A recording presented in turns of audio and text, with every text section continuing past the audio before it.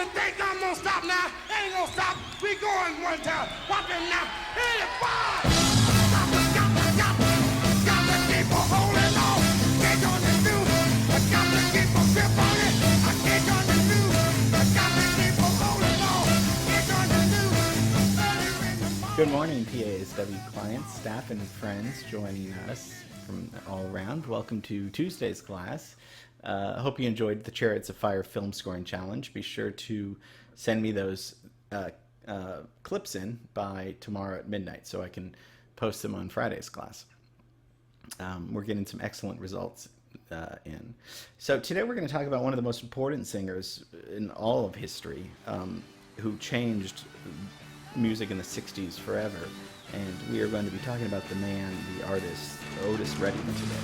What you want, honey, you got it. Now, he had 5 short years as an entertainer, and his voice and his persona on stage established him as one of the best and foremost apostles of soul music and rhythm and blues and rock and roll too. It had different genres. He had different genres of music, and of course he died at 26, so he was young, and that's why I say the amount he accomplished in 5 years is just amazing. We're going to look into that. We're going to look into his life, and this guy was 6'1", so he was tall and he weighed 220 pounds, and athletic and loved football, and he was just on stage. His persona and charisma was just magnetic, and it's just going to be so. We're going to have too much fun today. I think we'll settle down a little bit, but we're really gonna get into it. So let's get into Otis Redding and his life. So born in Georgia, 1941, and he quits school at 15, and he joins Little Richard's band. Now, Little Richard is probably his biggest influence as a singer. Along with Sam Cooke, and we'll do a Sam Cooke class at some point, but very influenced by those two singers. Both of those singers had real raw energy. Around the mid-60s, he begins writing his own songs, so he's not just doing covers, and he was always walking around with this cheap red acoustic guitar and would sometimes write for other people. He wrote the song Respect for Aretha Franklin, and of course he covered that song, just as well, if not even better. And he wrote Can't Turn You Loose. And so I thought he was more of a singer, but he actually was a songwriter and an arranger, in the sense that his music was always so great. Personally, one of the reasons why I always loved it was because of the horn section in the back. He had a great band. And the band was usually Booker T and the MGs or the Soul Clan. Those were his backing. But he would sing the arrangements to the horn players.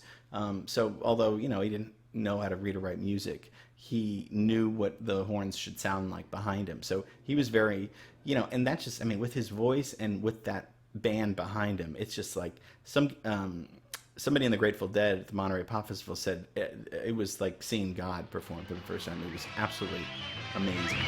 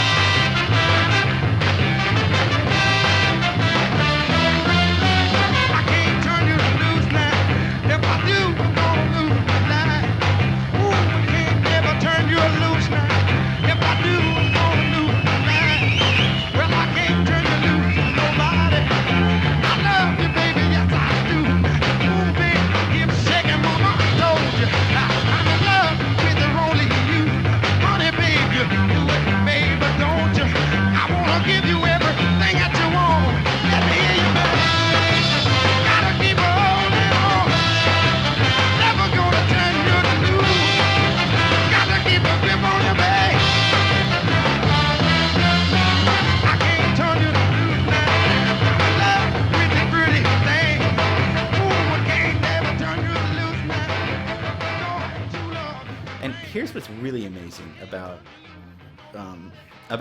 Otis Redding. Before the 50s, prior to the mid 50s, it was taboo. Okay, like literally. I wasn't there obviously, but literally taboo for a black man to perform in this kind of overtly sexual manner singing these songs to a white audience in America. I mean, Elvis barely got away with it, you know. And when I mean, you know, sexual, I mean that with the moves and all that stuff. So for a black man, unbelievable.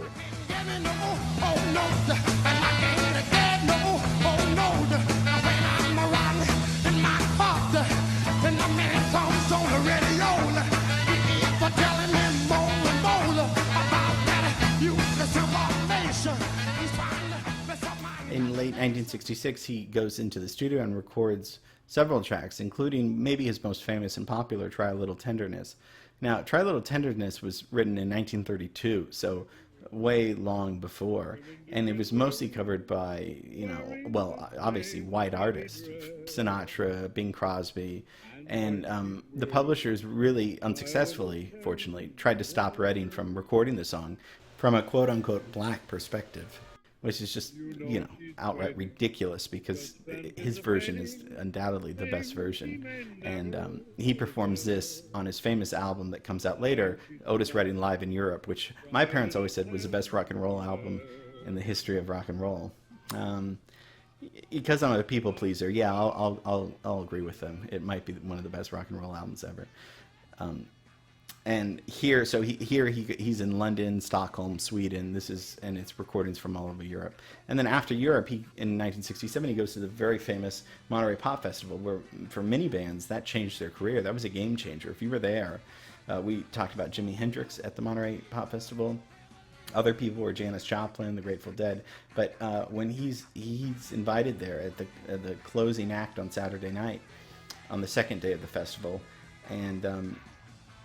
and up until that point, he was kind of mainly performing for black audiences. I mean, he wasn't as commercial yet, but he was getting there. But his performances at Monterey Pop were electrifying, and I think that really turned him into like an international star.